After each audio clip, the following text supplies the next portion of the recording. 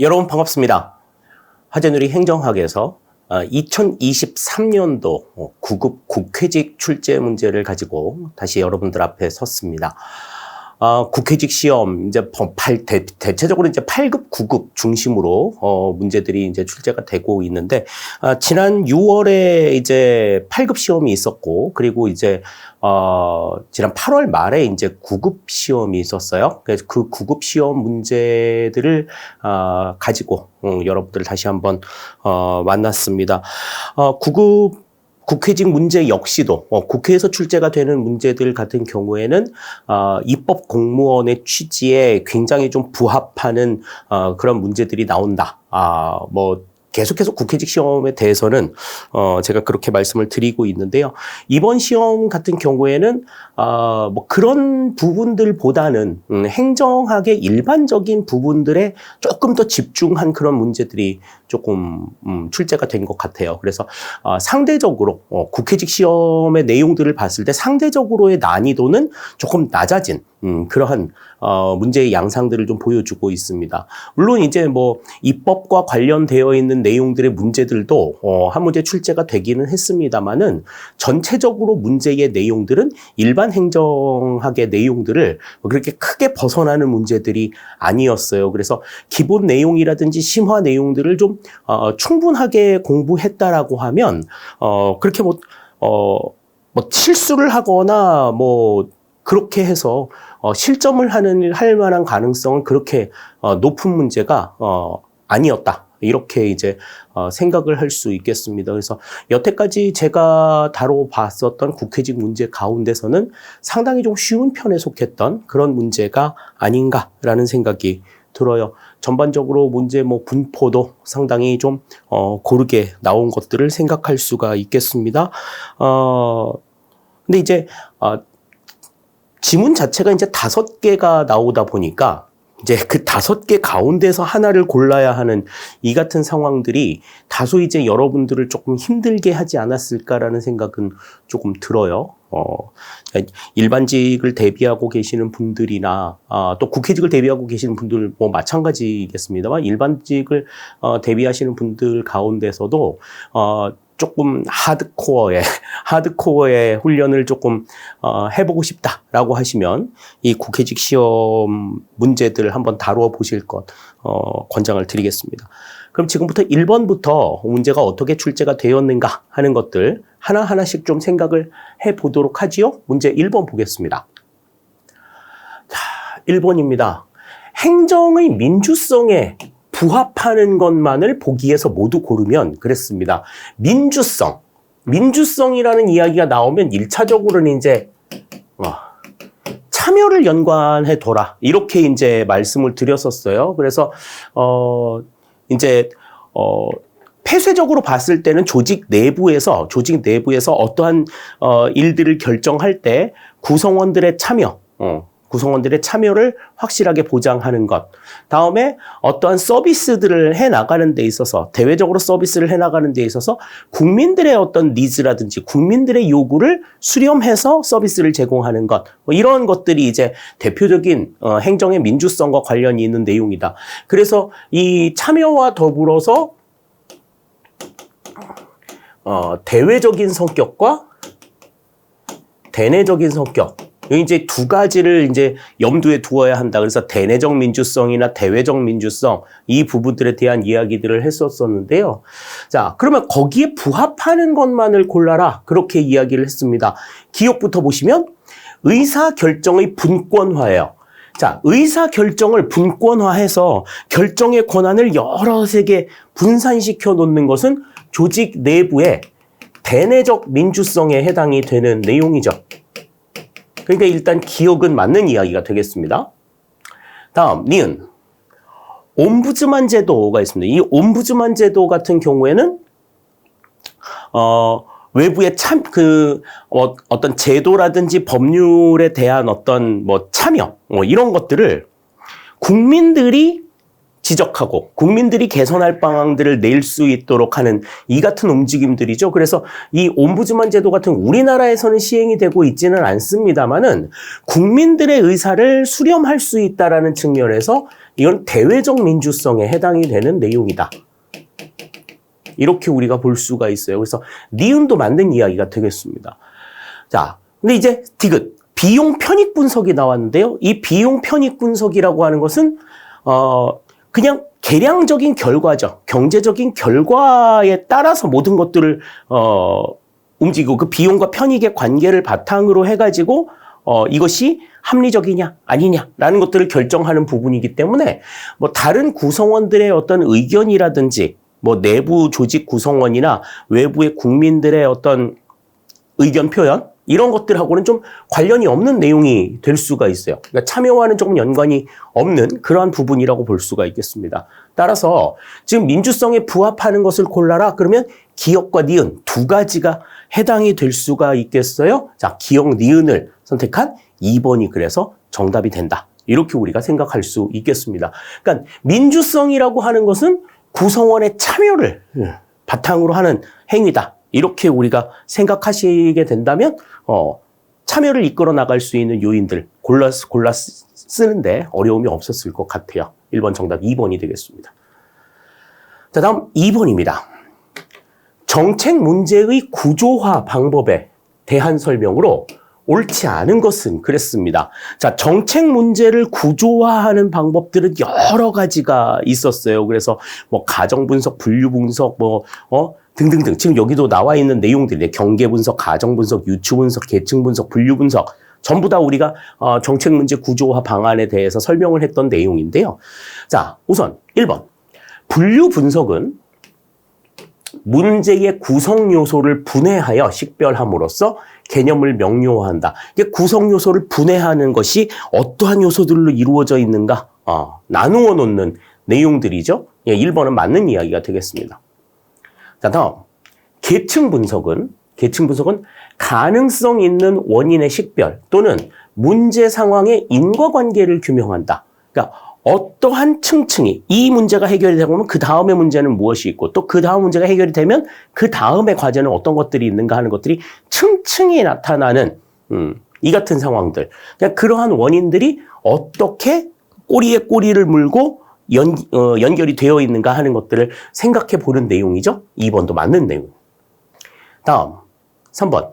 유추 분석은 과거 비슷하게 경험했던 문제와 비교하여 당면 문제를 식별한다. 그러니까 미루어 짐작한다라고 말씀을 드렸었죠. 유추라고 하는 말은. 그러니까 자기가 경험했던 상황이라든지 아니면은 다른 사람들, 타인들의 경험에 비추어 봐서 지금 놓여 있는 문제의 상황들을 미루어 짐작하는 이 같은 단계를 우리가 유추 분석이라고 이야기합니다. 3번도 맞는 내용이 되겠어요. 자, 다음 4번. 가정 분석, if라고 얘기했죠. 조건을 거는 거야. 만약 어떠했더라면, 가정을 거는 문제예요. 그래서 문제와 관련된 가정들을 찾아내고 동일한 가정들을 체계적으로 비교하여 명확한 가설들을 창의적으로 도출한다. 그러니까 여러 가지 쉽게 말해서 상상력 같은 것들을 동원해가지고 만약에 이랬다면 어떻게 됐을까? 그러니까 결과가 나오기는 했지만 만약에 이러이러했더라면 어떻게 했을까에 대한 여러 가지 가정들을 창조적으로 도출을 해낸 분석을 우리가 가정 분석이라고 얘기를 해요. 그런데 여기서 말하는 이 가정이라고 하는 것은 문제와 관련되어 있는 가정들이기는 한데 문제와 연관된 가정들이긴 한데 동일한 가정들을 체계적으로 비교하지 않습니다. 그러니까 여기서 말하는 가정들은 전부 다 지금 그 문제와 대립된 가정이에요.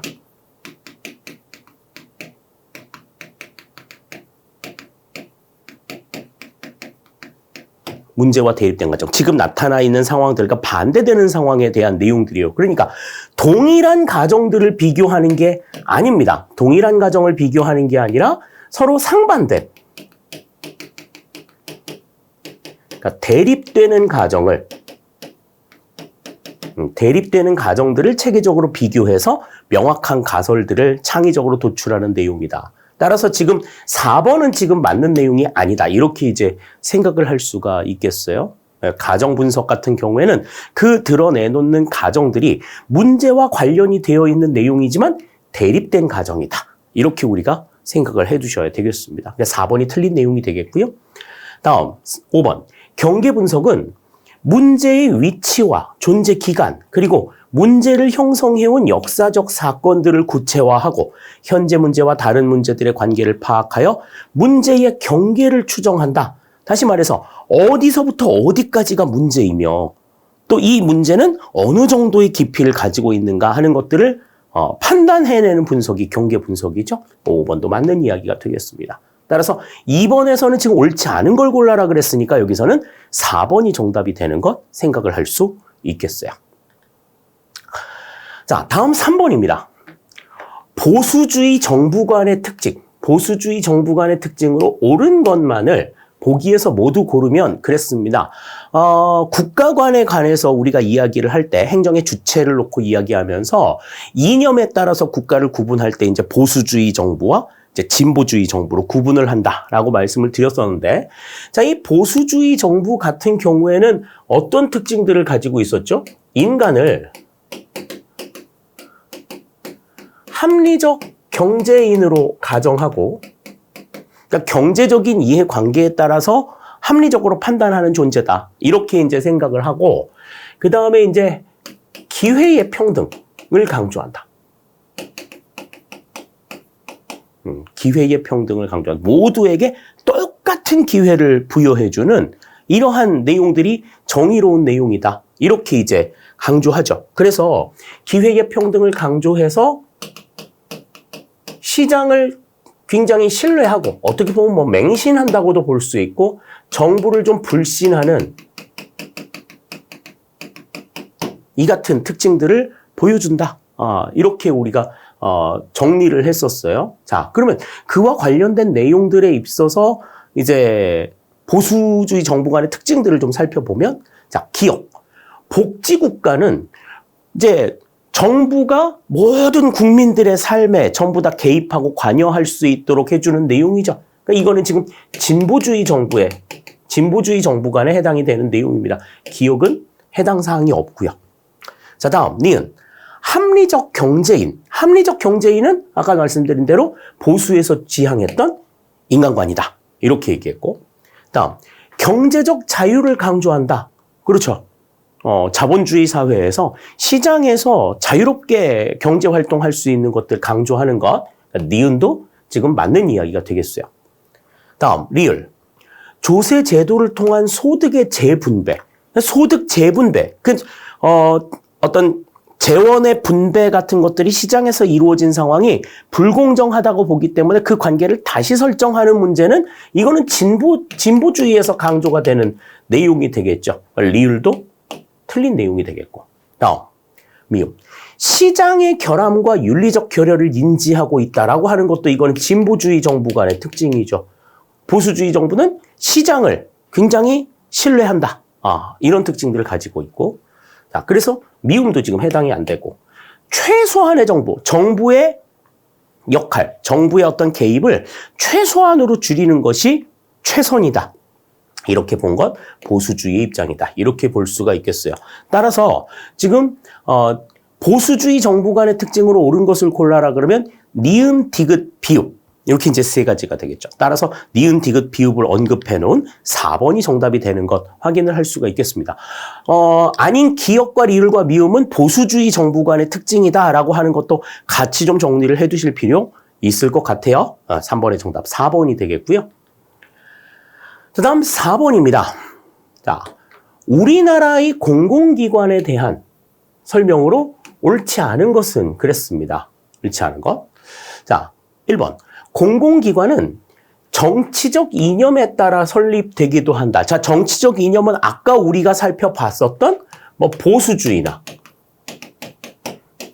진보주의의 입장을 바탕으로 해서 정부가 모든 것을 다 해야 된다라고 생각하면 이제 특히 이제 진보의 입장이 강할 경우에 이제 공공기관들이 설립이 되고, 보수의 입장이 강하다라고 하면 공공기관 자체를 이제 있는 공공기관도 민영화하는 그런 측면들을 좀 보여주죠.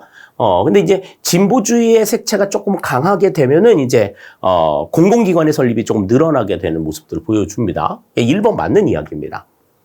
다음 2번. 기획재정부 장관은 기금을 관리하는 공공기관 중 자체 수입액이 총 수입액의 100분의 85 이상인 기관을 공기업으로 정한다. 그랬습니다. 이거는 이제 공공기관 운영에 관한 법률의 시행령에 보시면 이 전체적인 규정들이 나와 있어요. 그래서 자체 수입, 총 수입액의 85% 이상을 자체적으로 벌어들일 수 있는 기관들을 공기업으로 지정한다. 맞는 이야기가 되겠습니다. 자, 다음 3번. 지방공단은 지방직용기업에 속한다. 그랬는데, 자, 지방직용기업은요, 이거는 지방자치단체 소속부서죠. 소속기관이야.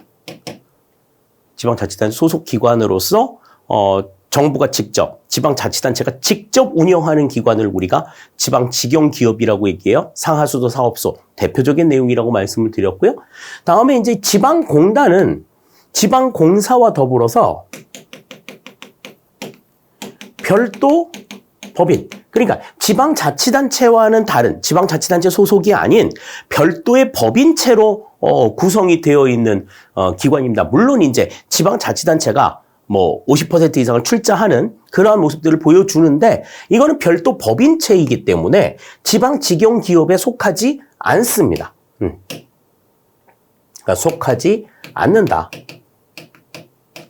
이렇게 봐야지 맞는 내용이죠. 따라서 3번은 지금 틀린 내용이 되겠습니다. 다음 4번. 공공기관의 임직원은 형법 제129조부터 132조까지의 규정을 적용할 때는 공무원으로 본다.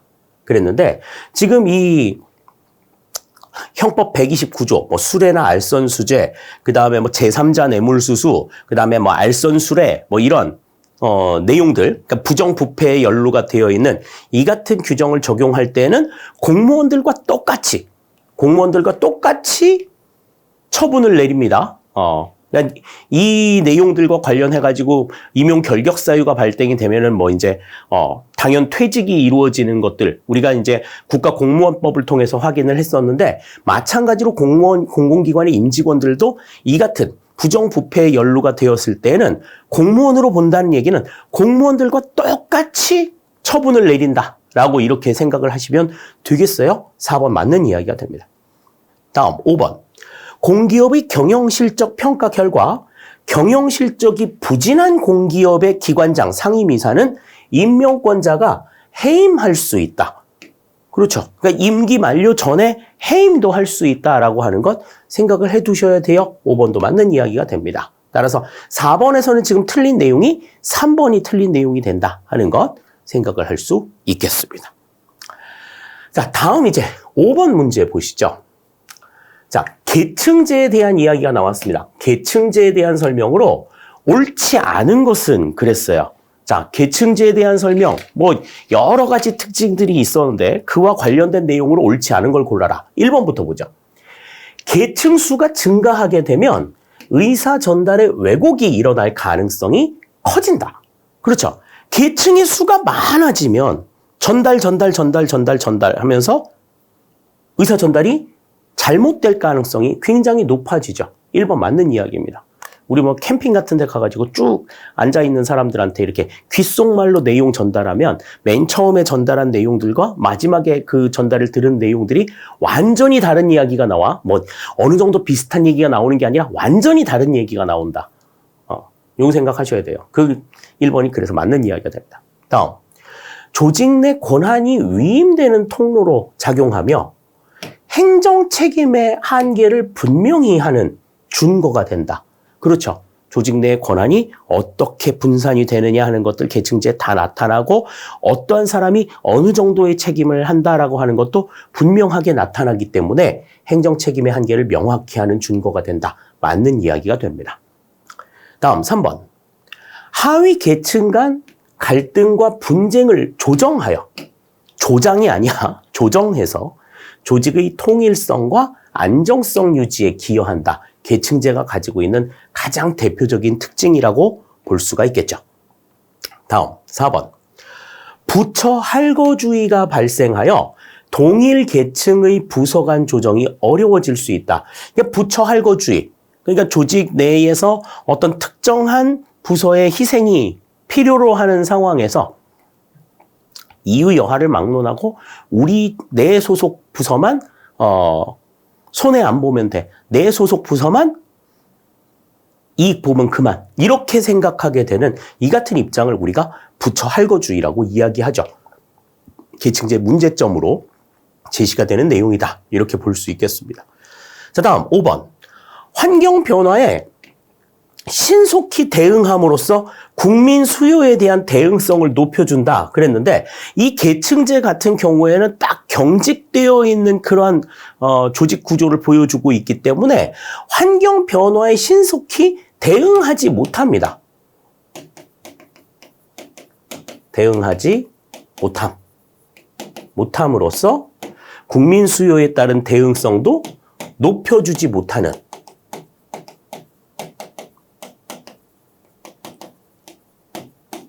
이러한 이제 문제점들을 보여주게 되죠. 따라서 지금 여기서는 5번이 지금 틀린 내용이 되는 것 같아요. 1, 2, 3, 4번은 전부 다 맞는 내용인데 5번이 틀린 내용이 된다. 이렇게 우리 생각할 수 있겠습니다. 자, 다음 이제 6번 보죠. 자, 직업공무원 제도. 직업공무원 제도의 장점으로 옳은 것만을 보기 위해서 모두 고르면 그랬습니다. 자, 이 직업공무원 제도라고 하는 거는 이제 어떤 거예요? 젊고 유능한 인재를 발굴해서 이 인재들이 오랫동안 공직에서 봉사할 수 있도록 하기 위한 제도다. 두 가지의 목적이 있다고 그랬죠? 젊고 유능한 인재를 발굴해서 오랫동안 공직에, 장기간 동안 공직에서 봉사할 수 있도록 하는 이 같은 제도가 바로 직업공무원 제도다. 이렇게 볼 수 있어요. 그러면 그 직업공무원 제도가 가지고 있는 장점, 장점을 골라라. 자, 기억부터 보자. 공직에 대한 자부심과 일체감을 높일 수 있다. 그러니까 공직이라고 하는 것에 대한 굉장히 좀 자부심, 이런 것들을 가질 수 있는, 우리는 좀 구별된 사람이다 라고 하는 것에 대한 나름대로의 어떤 자부심, 그리고 똑같은 공직에 있는 사람들 간의 어떤 일체감, 이런 것들을 형성할 수 있다라고 하는 것, 일단 첫 번째라고 볼 수가 있고요. 다음 두 번째, 전문성 있는 고급 공무원 양성에 유리하다. 여기서 말하는 고급 공무원이라고 하는 건 단순하게 직급이 높은 공무원만을 이야기하는 게 아니라고 말씀을 드렸었죠.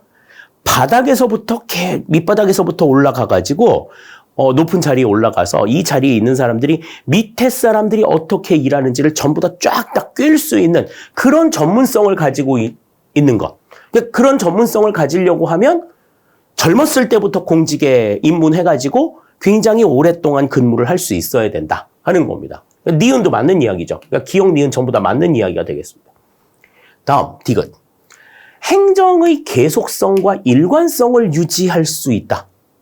행정의 계속해서 오랫동안 근무하고 있기 때문에 행정의 계속성이나 일관성 유지에도 도움이 됩니다. 기억, 니은, 디귿이 지금 전부 다 맞는 내용이 되겠죠? 자, 그럼 리을. 개방적 임용으로 공직 분위기가 활성화된다 그러는데 이 개방적 임용으로 공직 분위기가 활성화된다라고 하는 건 이제 개방형 임용제의 특징, 개방형 인사제도의 특징이 되겠죠. 그러나 직업공무원 제도는 폐쇄형 인사제도와 계급제를 중심으로 하고 있기 때문에 맞는 이야기가 아니다. 그러니까 폐쇄적 임용이다. 폐쇄적 임용으로 인해서 공직 분위기 활성화와는 조금 거리가 멀어요. 공직 분위기 자체가 다소 좀 경직화될 수 있다 하는 것이 이 직업공무원제가 가지고 있는 문제점이다. 왜? 이 직업공무원 제도는 아까도 말씀을 드렸다시피 폐쇄형 인사제도와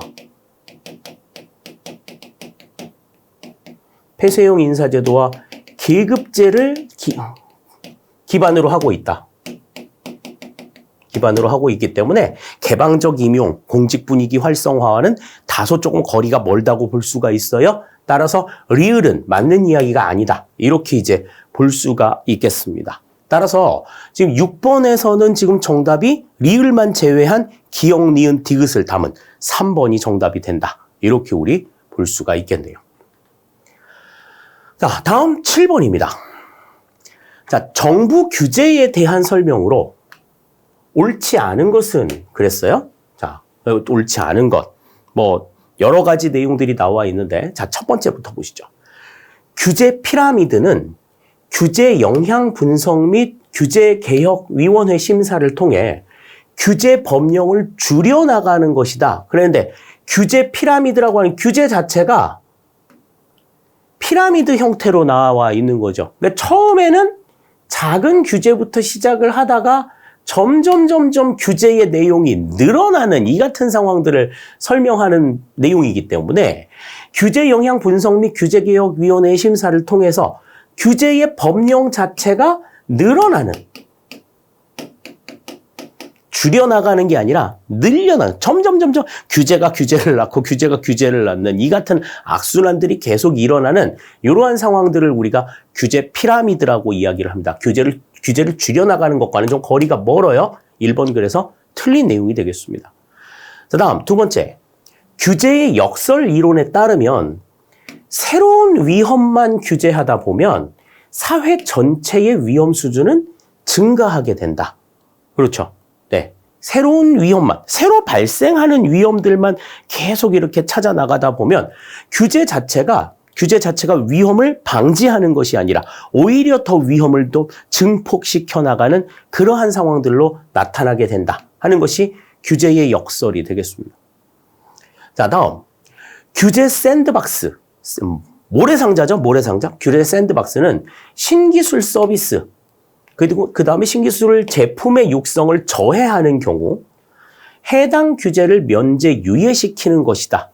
그러니까 규제 자체가 어떤 신기술이라든지 신산업의 육성을 조금 방해하는 그러한 결과를 가지고 올 때 해당 규제를 조금 줄여주는, 해당 규제를 좀 완화시켜주는 이 같은 상황을 우리가 규제 샌드박스라고 이야기를 해요. 3번 맞는 이야기.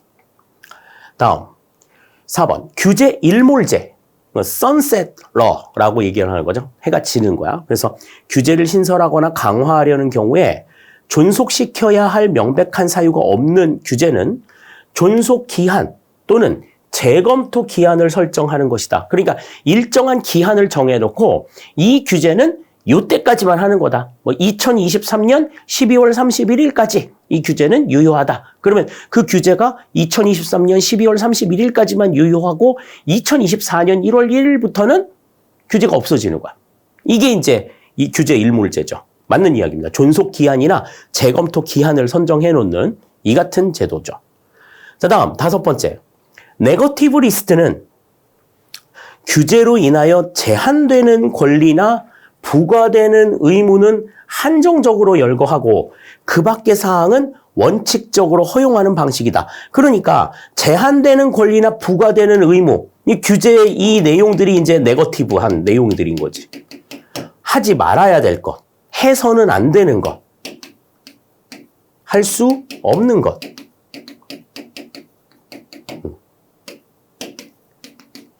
해서는 안 되는 것.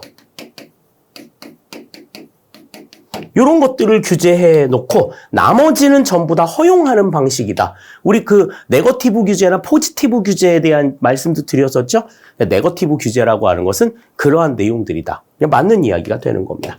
따라서 지금 정부 규제에 대한 설명을 옳지 않은 것을 골라라 그랬으면 여기서는 1번이 지금 틀린 내용이 되는 것 알 수 있을 것 같아요.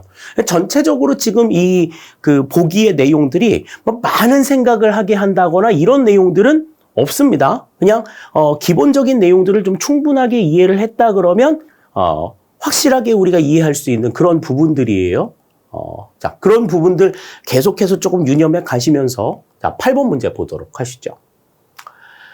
자, 다음에서 설명하는 정책 결정 모형으로 옳은 것은 그랬습니다. 자, 정책 결정 모형과 관련해서는 그 각각의 모형들이 제시하는 나름의 특징들을 좀 알아두어야 된다. 그래서 핵심 키워드 같은 것들 좀 잘 정리해둬야 된다라고 말씀을 드렸었는데, 자, 첫 번째로 보시죠. 정책 결정자의 직관적 판단을 정책 결정의 중요한 요인으로 고려한다. 그러니까 직관적 판단 같은 경우에는 어떤 거예요? 뭐 영감이나 어떤 직관, 뭐 말 그대로 직관이죠. 딱 보고 알게 되는 이러한 내용들. 그래서 어떤 느낌, 인상, 이런 것들이죠. 말로는 설명할 수 없는 그러한 요소들. 그러니까 이러한 요소들을 뭐라고 얘기했어요? 우리가 이제 초합리성이라고 얘기를 했죠. 초합리성. 그러니까 직관적 판단을 의미하는 또 다른 언어가 초합리성이다. 그럼 초합리성이라는 말이 나왔다 그러면은 뭐 생각해야 된다라고 얘기했어요? 이건 반드시 최종 모형에 대한 내용이다. 그렇게 말씀을 드렸었죠. 그래서 상위 정책 결정을 중시한다. 그 정책 결정이 제대로 된 건지 결정하는 이 같은 상위 정책 결정을 중요하게 전달하는 것은 최종 모형에 대한 내용이다. 그러니까 최종 모형은 초합리성. 요 내용을 기억해야 된다고 말씀을 드렸고. 자, 다음 두 번째. 만족 모형은 제한된 합리성이라는 말이 나와야 된다라고 말씀을 드렸었죠. 다음, 쓰레기통 모형 같은 경우에는 이제 합리성과는 무관한 거예요. 모든 합리성을 부정하는 이 같은 상황들. 다음, 사이버네틱스 모형 같은 경우에는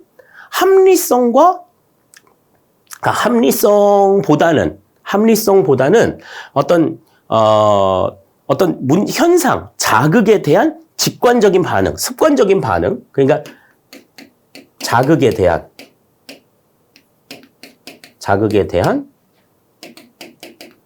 습관적이고 반복적인 반응. 요것을 강조하는 모형이었고. 다음, 혼합주사 모형이라고 하는 건 뭐였어요? 혼합조사 모형이라고 하는 건 뭐하고 뭐가 혼합이 된 거다? 합리 모형과 점증 모형의 혼합이다. 그래서 점증 모형의 단점을 합리 모형으로 극복하기 위한 그러한 수단으로서 제시가 된 내용이다. 이렇게 설명을 드렸었죠. 그러니까 지금 이 보기에서는 초합리성과 관련된 내용이기 때문에 정답은 1번이 되는 걸 어렵지 않게 찾을 수가 있을 겁니다. 국회직 시험에서 이렇게 단순한 문제들이 나왔던 적이 그렇게 많지 않아요. 그런 점에서 상당히 이번 문제가 좀 난이도가 좀 낮았다. 이렇게 우리가 생각을 할 수 있을 것 같습니다. 자, 다음 9번 보시죠. 자, 로위의 정책 유형과 그 사례를 바르게 연결한 것만을 보기에서 모두 고르면 그랬습니다. 사실 이 문제는 이제 앞에서 봤었던 정책 결정 모형에 대한 설명보다는 다소 조금 까다로운 내용이었어요. 왜냐하면 전체적으로 내용들이 다 맞는지를 살펴봐야 하기 때문에 그렇죠. 자, 기억, 분배 정책입니다. 자, 분배 정책의 예시로 신공항 건설, 박물관 건립, 교육 서비스 제공. 이거는 대상이 되는 국민들 모두에게 똑같이 제공이 되는 내용이죠. 그렇기 때문에 기억은 맞는 이야기가 되는 겁니다. 분배 정책의 예로서 전부 다 적합하다. 이렇게 볼 수가 있고요. 다음, 니은. 재분배 정책. 재분배 정책의 예로 직업훈련 사업, 대학 입학의 농어촌 특별 전형, 다음 방송국 설립 허가가 있어요. 자, 직업훈련 사업이라고 하는 것은 직업을 얻기 위한 사람들, 구직 희망자라면 누구든지 훈련을 받을 수 있도록 하는 사업이기 때문에 이거는 재분배 정책이라기보다는 분배 정책에 더 가까운 내용이라고 볼 수가 있어요. 그죠? 자, 다음. 대학 입학의 농어촌 특별 전형. 그러니까 농어촌 지역의 출신들의 대학 입학의 문을 훨씬 더 좀 열어둔다라는 점에 있어서 지금 이 두 번째 내용은 재분배 정책의 내용으로 맞는 내용이라고 볼 수가 있습니다. 다음, 세 번째. 방송국 설립 허가. 그런데 이 방송국 설립 허가, 우리 지상파 방송국의 설립 허가 같은 경우에는 이거는 규제 정책 가운데서 경쟁적 규제 정책에 해당이 되는 내용이었죠. 물론 뭐 리플리와 프랭클린이 이야기한 거죠. 얘기를 한 거지만 경쟁적 규제 정책에 해당이 된다. 방송국 설립 허가는. 그러니까 지금 재분배 정책에 대한 예시로 직업훈련 사업이나 방송국 설립 허가는 맞는 얘기가 아니다. 이렇게 볼 수가 있어요. 니은은 그래서 탈락이 되겠습니다. 다음 디귿. 규제 정책. 규제 정책의 예로 상품의 정보 제공, 식품위생법, 공해 배출, 부과금 제도. 이건 여러 가지 이제 그 제한들을 가지고 오는 거니까 디귿 맞는 이야기가 되겠고. 다음 리을. 구성 정책의 예로는 선거구 조정, 정부 기급 통합, 공무원 보수 조정. 그러니까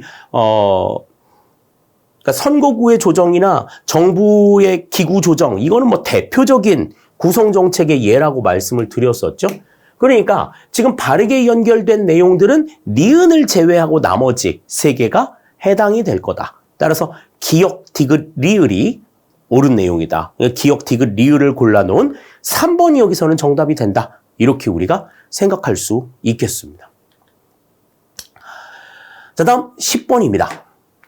우리나라의 경찰 제도에 대한 설명으로 옳지 않은 것은 그랬어요.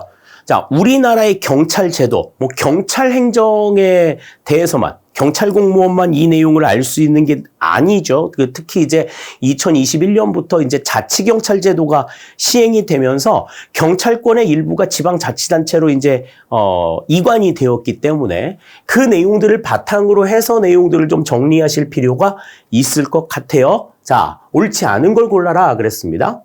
1번. 시도자치경찰위원회는 특별시장, 광역시장, 특별자치시장, 도지사, 특별자치도지사 소속으로 자치경찰 사무를 관장한다. 근데 시도자치경찰위원회는 광역자치단체를 기준으로 해서 나타나는 내용들입니다. 1번 맞는 이야기예요. 다음 2번. 2019년부터 자치경찰제가 시행되었다. 그랬는데 우리나라에서 이 자치경찰제는 제주특별자치도가 생기면서 처음으로 실시가 되었어요. 그래서 2007년부터 처음 실시가 되고 2007년부터 시행이 되었는데 그때는 제주특별자치도에만 한정이 되어 있다가 2021년이 되어서야 전국으로 확대가 됩니다. 그러니까 2019년부터 자치경찰제가 시행이 되었다라고 하는 것은 이제 뭐 지금 이 자치경찰제가 시행이 되었다라고 하는 이것이 이제 전국 확대를 의미하는 건지 아니면 최초로 시행이 된 걸 얘기하는 건지 뭐 그거는 조금 여기서는 불분명한데 어느 쪽이라 하더라도 2019년은 아니라는 거죠. 2007년부터 제주특별자치도를 대상으로 해서만 자치경찰제가 운영이 되다가 2021년 7월부터 전국으로 확대가 되었다. 이 부분을 좀 정리해 두셔야 돼요. 2번은 틀린 내용이 되는 겁니다. 다음 3번. 시도자치경찰위원회는 합의제 행정기관으로서 그 권한에 속하는 업무를 독립적으로 수행한다. 그랬습니다. 보통 위원회 조직들은 대개가 합의제 성격을 가지고 있다. 그렇게도 말씀을 드렸었잖아요. 그 경찰과 관련된 업무를 독립적으로 수행한다. 맞는 이야기가 되겠고. 다음 4번. 국가경찰사무로 국민의 생명, 신체 및 재산의 보호, 범죄의 예방 진압 및 수사 등이 있다. 그렇습니다. 그러니까 지방경찰의 자치경찰 사무 같은 경우에는 어떤 거예요? 평상시에 치안 유지나 질서 유지가 해당이 되는 거고 국민의 생명, 신체, 재산 보호, 범죄 예방 진압 및 수사는 국가경찰 사무다. 4번도 맞는 이야기. 다음. 자치경찰 사무로 지역 내 주민의 생활안전 활동에 관한 사무, 지역 내 다중운집 행사 관련 혼잡교통 및 안전관리 등이 있다. 그렇죠? 5번도 맞는 이야기가 됩니다. 따라서 옳지 않은 것을 골라라 그랬으니까 여기서는 2번이 틀린 내용이 되는 것 확인을 할 수가 있겠어요. 자, 다음 11번 보겠습니다. 자, 우리나라 위원회에 대한 설명으로 옳지 않은 것은 그랬습니다. 자, 우리나라의 위원회, 그러면은 뭐 이제 행정위원회도 있고, 자문위원회도 있고, 뭐 조정위원회도 있고, 이제 여러 가지 형태의 이제 위원회들이 있는데, 자, 거기에 대한 설명으로 옳지 않은 걸 골라라. 그렇게 지금 나와 있습니다. 자, 1번부터 보시면, 행정위원회는 준입법권과 준사법권을 가지고 있다. 그러니까 자체적으로 규율을 만들어서 적용을 할 수 있다라는 거죠. 그죠? 그러니까 행정위원회 내부의 어떤 활동에 대해서 자체적으로 규율을 만드는 준입법 활동을 할 수가 있고, 또 그 정해놓은 규정을 바탕으로 해가지고 뭐 구성원들에게 어떤 징계를 한다든지 지시를 한다든지 이런 것들을 이룰 수 있다는 거예요. 1번 맞는 이야기가 됩니다. 다음 2번. 국회 인사규칙에 따르면, 그러니까 이제 국회직 시험이니까 이제 국회 인사규칙에 대한 내용들이 나오죠. 국회의 중앙징계위원회는 인사혁신처에, 보통징계위원회는 국회 사무처, 국회 도서관, 국회 예산정책처 및 국회 입법조사처에 각각 두도록 되어 있다. 그랬는데, 자, 입법부, 국회에 소속이 되어 있는 기관이 이제 국회 사무처, 국회 도서관, 국회 예산정책처, 국회 입법조사처, 이렇게 구성이 되어 있죠. 그러니까 보통 징계위원회는 이렇게 각각의 기관마다 다 존재하고, 자, 중앙징계위원회는 전체적으로 징계를 총괄하는 중앙징계위원회는 인사혁신처에 있다는 건데, 자, 다른 데도 아니고 국회야. 입법부잖아요, 입법부. 인사혁신처는 어디에? 행정부 아냐. 그러니까 국회에서는 인사관장기관인 국회 사무처에 중앙징계위원회를 두고, 중앙징계위원회를 두고, 보통징계위원회는 각각의 기관마다 하나씩 두도록 되어 있다. 이렇게 이제 볼 수가 있어요. 그러니까 국회에 대한 내용들을 잘 모른다고 하더라도 인사혁신처가 입법부인데 어떻게 국회의 인사를 관장할 수 있어요? 국회의 인사관장기관은 국회 사무처이기 때문에 징계와 관련된 중앙징계위원회 역시도 국회 사무처에 두는 것이 맞다. 이렇게 볼 수 있는 거죠. 그래서 2번은 틀린 내용이 되는 겁니다. 다음. 공직자윤리법 및 공직자윤리법의 시행에 관한 국회 규칙에 따라 설치되는 국회 공직자윤리위원회의 의원에는 국회의장이 선임하는 국회 소속 공직자가 포함된다. 그렇습니다. 네. 맞는 얘기예요. 국회 소속 공직자들도 있어야 돼. 외부의 사람들도 있지만. 자, 다음 4번. 중앙선거관리위원회는 헌법기관으로서 대통령이 임명하는 3인, 국회에서 선출하는 3인과 대법원장이 지명하는 3인의 위원으로 구성된다.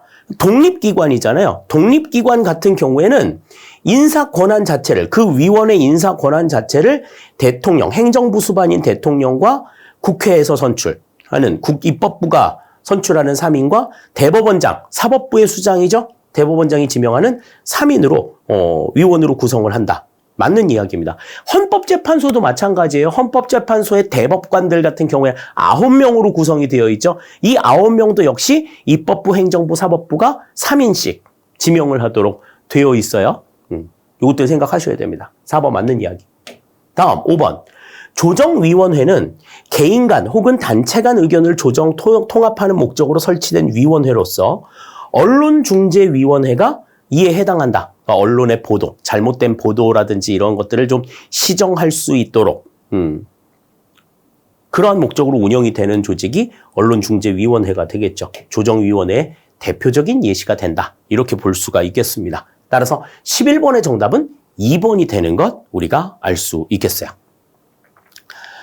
자, 다음 12번 보겠습니다. 이것도 일반 국가직이나 지방직 시험 볼 때 굉장히 중요하게 다루었던 내용인데, 나카무라와 스몰우드의 정책 집행 유형 중 정책 결정자들은 추상적인 수준의 정책 방향만을 제시하는 반면 정책 집행자들이 정책 목표를 구체화하고 필요한 정책 수단을 선택하는 유형은 그랬습니다. 자, 추상적인 수준의 정책 방향만 제시한다라는 이야기가 딱 나왔다. 그러면 이거는 뭐에 대한 이야기예요? 이거는 뭐 이것만 딱 나왔다 그러면 그냥 묻거나 따지지 말고 뭐를 골라라? 재량적 실험형을 골라라. 그렇게 이야기를 했었죠. 그죠?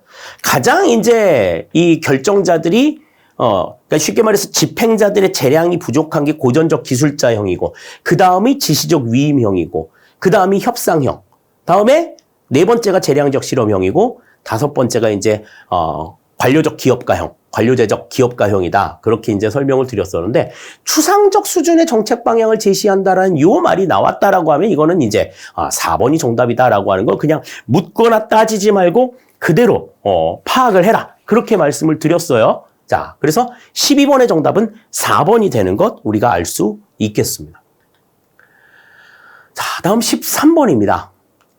2023년 7월 현재 우리나라의 예산 과정에 대한 설명으로 옳지 않은 것은 그랬습니다. 자, 우리나라의 예산 과정, 그러면 뭐 편성부터 시작해서 심의, 의결, 집행, 결산까지 전체적인 과정들을 전부 다 어떻게 진행을 해야 되는가에 대해서 법령에 대한 내용으로도 제시를 해드렸고, 그리고 기본 시간에도 도식화해서 전부 다 보여드린 적이 있었어요. 자, 그럼 거기에 대한 내용들을 하나하나 좀 살펴봅시다. 자, 1번부터 보시면 기획재정부 장관은 국무회의 심의와 대통령 승인을 얻어 다음 연도의 예산안 편성 지침을 매년 3월 31일까지 중앙관서의 장에게 통보하여야 한다. 그랬습니다.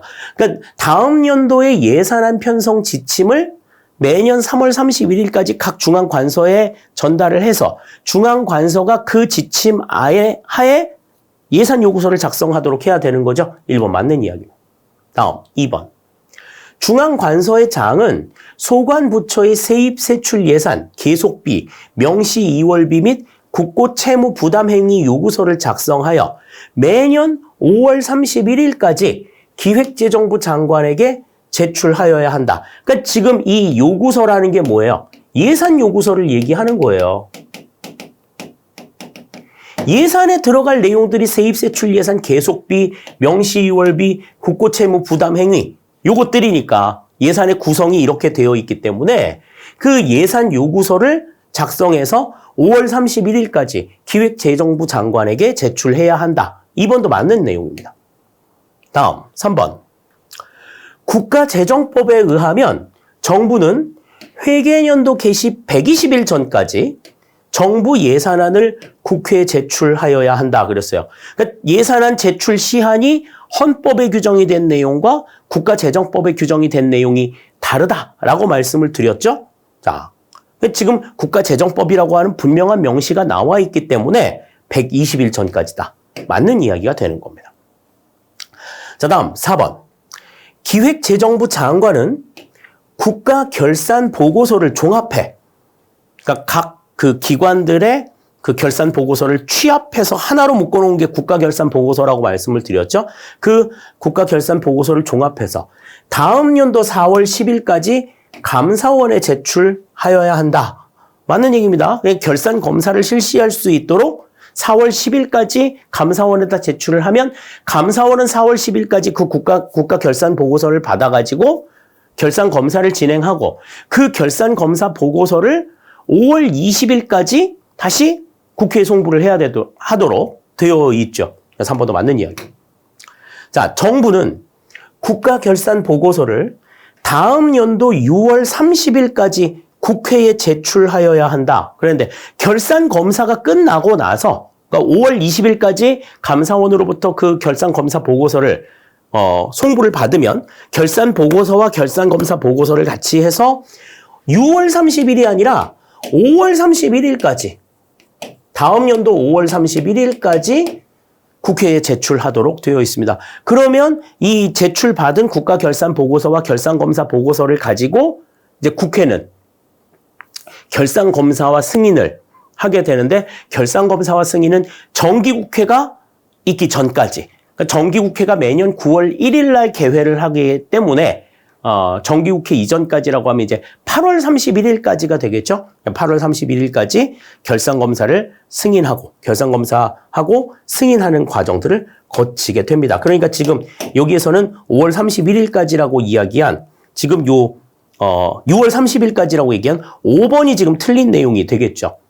13번의 정답은 5번이 된다. 그러니까 우리나라 예산 과정이 법령상 어떻게 규정이 되어 있는가 하는 것들을 좀 순차적으로 잘 정리해 두실 필요 있다 하는 거 생각해 두시면 좋겠네요.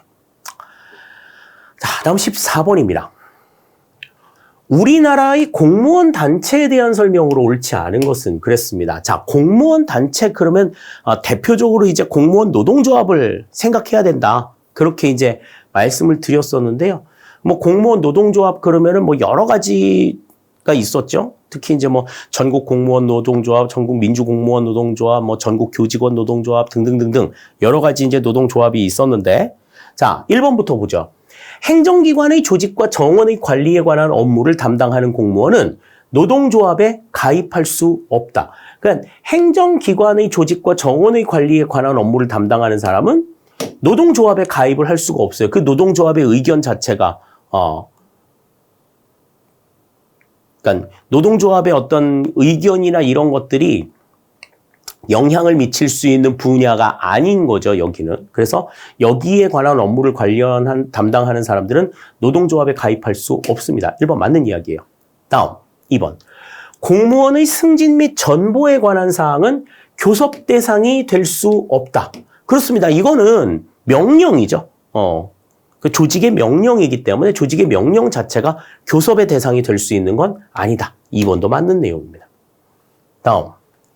교원으로 임용되어 근무하였던 사람으로서 노동조합 규약으로 정하는 사람은 노동조합에 가입할 수 있다. 그러니까 교원으로 임용해서 근무했던 사람들, 교직원들 같은 경우에도 노동조합 가입 대상이 됩니다. 맞는 이야기죠? 다음 4번.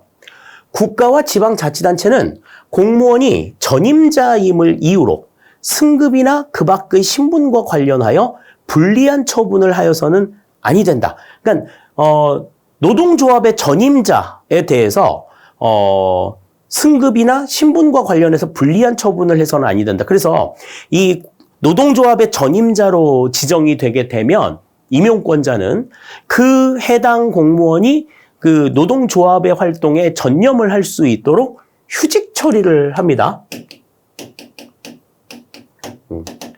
휴직 처리를 해서 그 노동조합의 업무에 전념을 할 수 있도록 해줘야 된다. 4번 맞는 이야기예요. 자, 다음. 1, 2, 3, 4번이 지금 전부 다 맞는 내용이기 때문에 지금 5번이 지금 틀린 내용이라는 건데, 경찰 공무원과 소방 공무원은 공무원 직장협의회에 가입할 수 없다. 그런데 가입 가능합니다. 가입할 수 있어요. 가입할 수 없는, 그러니까 경찰 공무원이나 소방 공무원 전부 다 이제 특정직 공무원인데 교직원 같은 경우에도 가능하고, 직장협의회에 가입할 수 없는 대상은 이제 군 공무원이 있습니다. 군인이나 군무원 같은 경우에는 직장협의회 가입 대상이 아니에요. 가입 대상으로 지정이 되어 있지 않다. 따라서 경찰 공무원이나 소방 공무원은 가입 대상에 해당이 되기 때문에 가입할 수 없다라고 이야기한 내용은 틀린 내용이 되는 겁니다. 따라서 14번의 정답은 5번이 된다. 이렇게 우리가 볼 수 있겠어요. 자, 다음 15번입니다. 자, 윌슨에 대한 설명으로 옳지 않은 것은 그랬습니다. 뭐 윌슨은 가장 대표적인 정치행정 이원론자잖아요. 정치행정 이원론을 주장한 대표적인 학자죠. 정치와 행정을 분리시켜 놓은 학자입니다. 자, 그러면 그에 대한 설명으로 옳지 않은 걸 고르래요. 1번 봅니다. 정권이 바뀜에 따라 공무원이 교체되는 엽관제의 폐해를 지적했다. 그렇죠. 공무원이 계속 바뀌어가지고 집행의 어떤 일관성이 떨어지는 이 같은 문제들을 개선해야 된다라고 주장을 했죠. 1번 맞는 이야기. 다음. 행정학 연구의 목적은 정부가 무엇을 성공적으로 할 수 있으며 그 일을 어떻게 가장 효율적으로 할 수 있는가를 탐색하는 것이라고 규정했다. 그렇죠. 네. 어떠한 일들을 할 수 있으며 얼마나 효율적으로 할 수 있느냐. 이게 행정의 주 관점이어야 한다. 1번 맞는 이야기죠. 다음 3번 정부의 일이 복잡해짐에 따라 행정 영역에 정당 정치의 적극적인 개입을 주장했다. 그랬는데 이거는 사이먼이 강조했었던 신정치행정 이원론의 입장이에요. 신정치행정 이원론은 정부의 업무가 복잡해지고 여러 가지 업무들이 등장하니까 보다 좀 더 정확한 집행을 위해서 행정의 영역에 정당 정치, 결정의 요소들을 포함시킨 이 같은 내용들을 강조하는데요. 윌슨 같은 경우에는 결정과 집행의 엄격한 분리를 강조하죠. 분리를 주장하죠. 그렇기 때문에 정당 정치에 적극적인 개입을 주장했다라고 하는 내용들은 맞는 내용이 아닙니다. 이거는 신정치행정 이원론에 대한 내용이다. 윌슨의 내용과는 조금 다르다. 이렇게 볼 수가 있겠죠. 3번 틀린 내용이 되겠고요. 다음 4번 19세기 말에 행정의 연구를 발표하여 행정학의 발전에 기여하였다. The Study of Administration. 윌슨이 정치행정 이원론을 주장했던 대표적인 논문이 되겠습니다. 4번 맞는 이야기. 다음 5번 행정을 관리와 경영의 영역 그리고 전문적 기술적 영역으로 규정하였다. 그러니까 운영 자체의 방식, 어떻게 효율적으로 관리한 능률성을 어떻게 담보할 수 있을 거냐, 요것을 담당하는, 그러니까 집행하는 기술, 그걸 바탕으로 해서 행정 자체를 정치와 분리된 전문적인 영역으로 생각했다라고 하는 것이 윌슨의 주장이 되겠어요. 따라서 옳지 않은 것을 골라라. 그럼 여기서는 3번이 정답이 된다. 이렇게 우리가 볼 수 있겠습니다. 자, 다음 16번 보시죠. 자, 우리나라의 지방자치에 대한 설명으로 옳지 않은 것은 그랬습니다. 옳지 않은 것. 자, 그래서 우리나라의 지방자치, 그럼 뭐 지방선거도 있고, 그 다음에 지금 뭐 지방자치단체 사무나 뭐 이런 것들도 이제 분명하게 지금 있는데, 자, 1번. 단체 위임 사무의 예로서 시군의 재해 구호, 도의 국도 유지 및 보수에 관한 사무 등이 있다. 단체 위임 사무라고 하는 것은 그것 자체가 지방자치단체의 일이기도 하지만 중앙정부의 일이기도 한, 중앙정부가 담당하는 일을 해당 지방자치단체에게 위임해서 그 지방자치단체가 임의로 어떻게 해야 될 것인지를 결정해가지고 집행하는 이 같은 사무를 단체 위임 사무라고 얘기를 하죠. 그래서 시군의 재해 구호나 도의 국도 유지나 보수에 관한 사무, 이거는 단체 위임 사무에 해당이 된다. 맞는 얘기입니다. 다음 2번. 주민소송을 제기하기 위해서는 먼저 감사를 청구하여야 한다. 이건 주민소송 설명할 때도 굉장히 강조드렸던 부분이에요. 감사 전치주의. 감사가 먼저 시행이 되고 그 감사 결과를 근거로 해서 소송이 이루어져야 된다라고 하는 걸 강조했었죠. 2번 맞는 이야기입니다. 다음 3번. 지방자치단체는 조례로 정하는 바에 따라 지방세를 부과 징수한다. 그랬는데 지방세 같은 경우에 우리는 조세 법정주의를 강조하죠. 세금의 항목과 세율은 뭘로 정한다? 법률로 정한다. 그러니까 조례로 정하는 게 아니라 법률로 정하는 거예요. 어떤 법이 있어?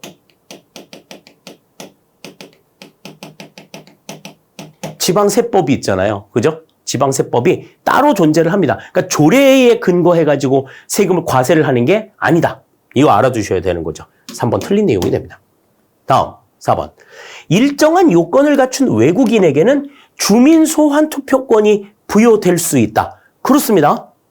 일정한 요건을 갖춘 외국인. 그러니까 3년 이상 거주해서 영주 자격을 취득하고 있고 해당 지방자치단체 외국인 등록대장에 등록이 되어 있는 이 같은 외국인들은 주민으로서의 권한을 갖기 때문에 주민 소환 투표권도 부여가 될 수 있다. 맞는 이야기죠.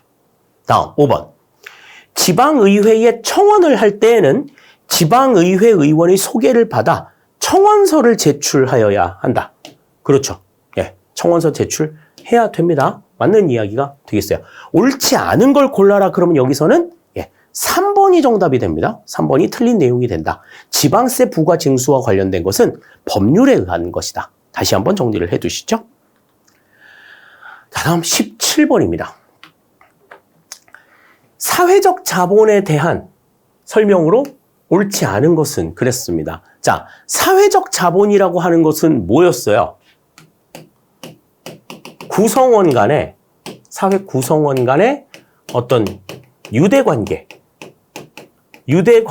정도, 이걸 이야기한다고 그랬죠. 뭐 신뢰의 정도라든지 협력 가능성의 정도라든지 뭐 이런 것들이 전부 다 사회적 자본이다. 그래서 이제 유대관계의 정도가 어느 정도냐, 요거에 대한 내용이라고 설명을 드렸었는데, 자, 1번. 정부의 역할을 배제하고 시민들 간의 협력과 신뢰만을 강조한다. 그랬는데, 자, 시민들 간의 협력과 신뢰도 강조하지만 정부와 시민들 간의 협력과 신뢰도 굉장히 중요한 문제죠. 그렇기 때문에 시민들 간의 협력과 신뢰를 강조한다고 해서 정부의 역할을 배제하는 것은 아니다. 이렇게 봐야 돼요. 또 신뢰만을 강조한다. 우리 그때 시험 보면서도 이제 시험 문제 대하면서도 그 말씀 드렸었지만 이렇게 극단적으로 only 이것만 오라 뭐 이렇게 얘기하는 거 사회과학에서는 잘 없다 그랬어요. 그래서 의심을 해볼 필요가 있다. 그러니까 시민들 간의 협력도 필요하지만 시민과 시민 간의 협력도 필요하지만 시민과 정부 간의 협력도 중요하다. 정부의 역할을 완전하게 배제하는 것이 아니다라는 거예요. 그렇기 때문에 1번이 지금 여기서는 틀린 내용이 되는 것 같아요. 다음 2번. 장기간에 걸친 사회 구성원 간의 상호작용이나 학습 과정을 통해 형성되는 특징을 갖고 있다. 장기간에 걸친 구성원들 간의 상호작용이나 학습. 이것들이 이제 사회적 자본을 형성하게 되는 하나의 내용이라는 거죠. 다음. 신뢰, 사회 규범, 네트워크 및 사회 구조 등으로 구성된다. 그렇죠? 어느 정도의 강도로 연결이 되어 있느냐 생각해야 되겠죠. 다음 4번. 실질적인 경제적 가치를 가지며 지식 기반 사회에서 경제 성과를 좌우하는 중요한 자본이다. 물리적인 경제적인 자본을 뛰어넘는 개념이라고 말씀을 드렸었죠. 다음 5번. 축적이 제대로 이루어지지 않은 경우 사회 분열과 공공부문에 대한 불신이 팽배해진다. 축적이 제대로 이루어지지 않았다라고 하는 건 이들 간의 관계가 그렇게 견고한 상태가 아니라는 거예요. 쉽게 끊어질 수 있다라는 거지. 쉽게 끊어질 수 있다는 얘기는 무슨 얘기예요? 그러니까 불신이라든지 이런 것들이 팽배하지 믿음 관계가 그렇게 돈독하지 않은 상황이니까 그 축적이 제대로 이루어지지 않은 경우에는 사회 분열이라든지 불신이 팽배해질 수 있다. 맞는 이야기가 되는 겁니다. 17번의 정답은 1번이 지금 틀린 내용이 되는 거죠. 1번이 그래서 정답이 된다. 이렇게 볼 수 있겠습니다. 자, 다음 18번 보죠. 2023년 7월 현재 우리나라의 지방교부세 종류에 해당되지 않는 것은 그랬습니다. 이 문제는 지금 출제가 됐는데 이 문제와 똑같은 문제가 과거에 국가직, 지방직, 일반 공무원 시험에서도 출제가 된 적이 있었어요. 꽤 오래전 일입니다. 꽤 오래전에 출제가 된 경험이 있는데, 자, 우리나라의 지방교부세 종류는 이제 크게 지금 4가지가 있다고 얘기를 했었죠. 보통교부세, 특별교부세, 그 다음에 소방안전교부세, 네 번째로 부동산 교부세.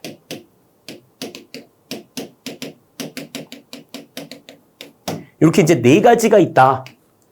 그리고 그 4가지의 재원이 어떻게 구성이 되어 있다라고 하는 것들도 설명을 드렸었어요. 자, 그러면 보통교부세, 특별교부세, 부동산교부세, 소방안전교부세 이 4개는 맞는데 그럼 분권교부세가 해당이 되지 않겠죠. 자, 분권교부세는 2015년도에 폐지가 됩니다. 분권교부세가 2015년에 폐지가 되고 그 대신에 이제 소방안전교부세가 신설이 됐어요. 그래서 이제 지금 분권교부세라고 하는 건 존재하지 않는다. 그렇게 설명을 드렸었습니다. 18번의 정답은 5번이 되는 걸 우리가 생각할 수가 있겠죠. 뭐 기출문제를 조금 유심히 좀 보셨던 분들이라고 하면 이 문제 같은 경우에는 굉장히 좀 쉽게 푸셨을 거예요. 난이도가 상당히 조금 낮은 그런 형태의 문제라고 볼 수 있겠습니다. 자, 다음 19번입니다. 자, 우리나라 예산에 대한 설명으로 옳은 것만을 보기에서 모두 고르면 그랬습니다. 지금 이 예산에 대한 내용들, 아까 우리 앞에서도 좀 살펴봤었는데 예산의 지금 뭐 전체적인 어떤 과정에 대한 내용들, 예산안의 구성이라든지 그 다음에 예산의 어떤 신축성을 유지하기 위한 신축적인 운영 방안 뭐 이런 것들에 대한 내용들이 나와 있는데요. 자, 옳은 것만 고르래요. 기억부터 보겠습니다. 국회에 제출되는 예산서는 예산 총칙, 세입 세출 예산, 계속비, 명시 이월비 및 국고 채무 부담 행위로 구성된다. 아까 앞에서 예산 요구서의 항목들도 이 같은 내용들이 들어간다라고 말씀을 드렸었죠? 기억 맞는 이야기가 됩니다. 다음, 니은 세출 예산 중 경비의 성질상 연도 내에 지출을 끝내지 못할 것이 예측되는 때에는 그 취지를 세입 세출 예산에 명시하여 미리 국회의 승인을 얻은 후 다음 연도에 2월하여 사용할 수 있다. 이걸 우리가 뭐라고 얘기해요? 우리가 이걸 2월 가운데에서 명시 2월이라고 이야기하죠. 명시 2월의 정의입니다. 니은 맞는 이야기예요. 자, 다음 디귿. 예산의 이용은 뭐였어요? 이용은 입법 과목 간의 융통을 우리가 이용이라고 이야기한다 그랬는데 정부 조직 등에 관한 법령의 제정, 개정 또는 폐지로 인하여 중앙관서의 직무와 권한에 변동이 있을 때 예산을 이에 따라 변경하는 것을 의미한다. 중앙관서의 직무나 권한이 변경이 되어서 그 변경이 된 곳으로 예산을 옮겨주는 것은 예산의 이용이 아니라 예산의 이체라고 말씀을 드렸죠. 이체. 계좌 이체하듯이 그냥 보내주는 거야. 업무가 넘어갔으니까. 디귿은 지금 맞는 이야기가 아닌 겁니다. 디귿은 틀린 내용이 되겠고. 다음, 리을. 예산의 전용이라고 하는 것은 행정과목 간의 융통이라고 말씀을 드렸어요. 세항 세목 간의 융통. 아까 디귿에서 봤었던 이용이라고 하는 것은 입법 과목 간의 융통을 이야기한다. 장관 한간의 융통을 이야기한다. 그랬어요. 자, 그러면 확정된 예산에서 각 세항 또는 목의 금액을 서로 융통하여 사용하는 것을 의미한다. 이 각 세항 또는 목, 요거를 이제 우리가 뭐라고 얘기해? 행정과목이라고 얘기하죠. 세출 예산 가운데서 행정과목이라고 얘기한다. 그러니까 리을은 맞는 이야기가 되는 겁니다. 자, 다음 미음.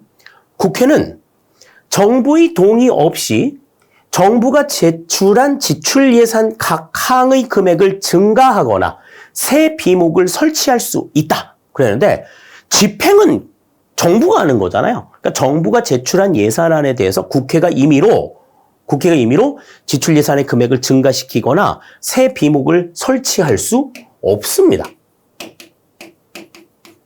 없다. 따라서 미음 틀린 이야기가 되는 거죠. 다음 비읍. 예산안 심의 및 확정 그리고 조세 법률주의는 헌법에 규정하고 있고 예산 총계주의와 국가재정운용계획의 수립은 국가재정법에서 규정하고 있다. 그 예산안 심의 확정 언제까지 해야 되고 조세 법률주의의 내용들은 헌법에 있고 나머지의 내용들 예산 총계주의나 국가재정운용계획의 내용은 국가재정법에서 규정하고 있다. 맞는 이야기가 돼요.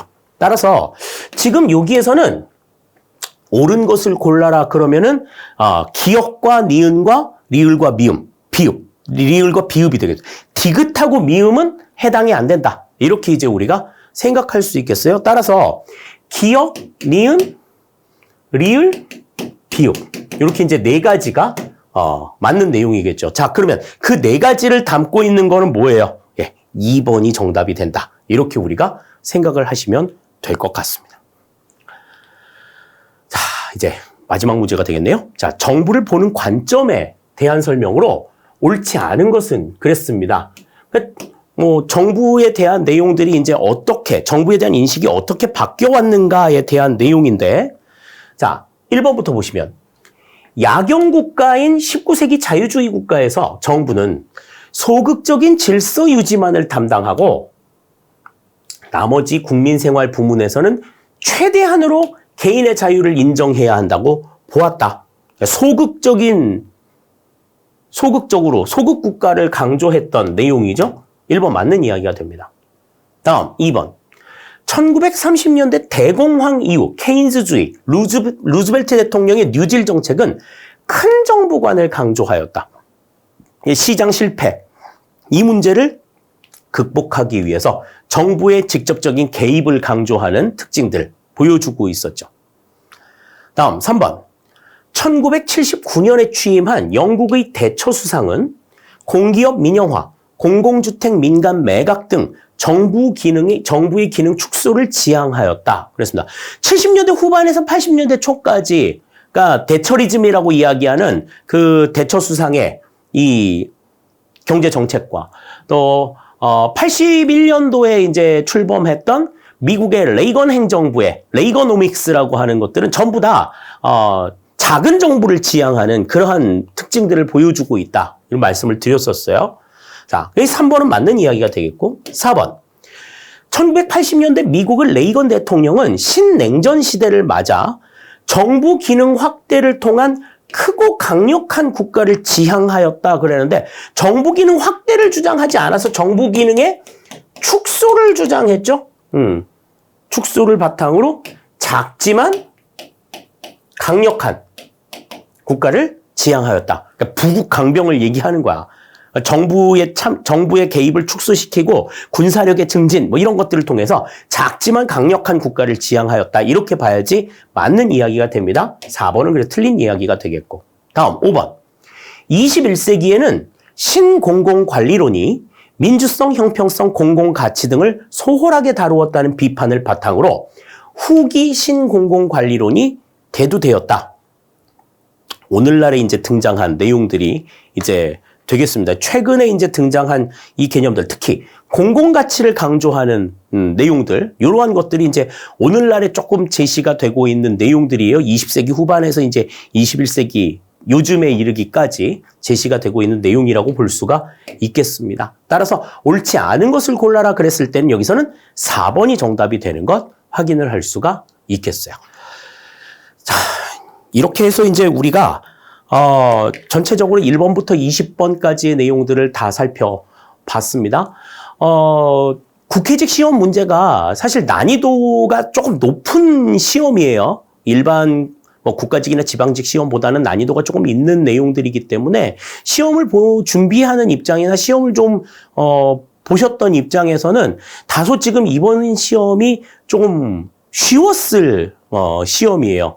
그렇게 막 여러분들을 까다롭게 막 만들고 막 고민하게 만들고 이런 문제들은 출제가 되지를 않았습니다. 굉장히 평이한 내용이었기 때문에 이 정도의 문제를 여러분들이 이제 해결을 해야 된다라고 하면은 기본적으로 90점 이상은 나와야 돼요. 기본적으로 90점 이상은 나와야 행정학에 대해서 좀 제대로 공부를 했구나 이렇게 생각할 수 있을 겁니다. 근데 이제 이런 난이도에 이렇게 좀 평이하고 쉬운 수준의 난이도는 국회직 시험에서는 그렇게 좀 드문 일이에요. 쉽게 나타나지 않는 그러한 내용들이기 때문에 아마도 좀 충분하게 공부를 하셨다라고 하면 어렵지 않게 문제의 답을 찾아낼 수 있지 않았을까라는 생각이 듭니다. 그런 점들 유념해 두시고, 그러니까 기본적으로 우리가 행정 이론에 대한, 행정학에 대한 기본적인 부분들이 얼마만큼 중요하냐.